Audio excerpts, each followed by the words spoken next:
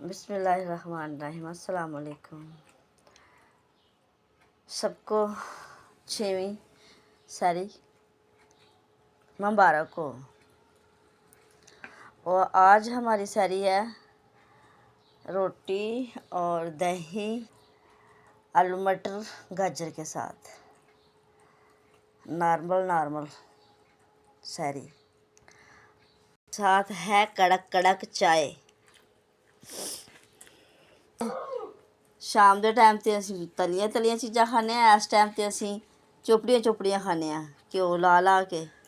ते क्यों ना साडे अंदरां दे विच हिक्कियां बैठन, की कहंदे ने, फिर कहंदे साडे कालजे डिक हो गए जी। ਉਹ इसी वजह से ਹੁੰਦੇ ਸਾਡੇ ਕਾਲਜੇ ਡਿੱਕ।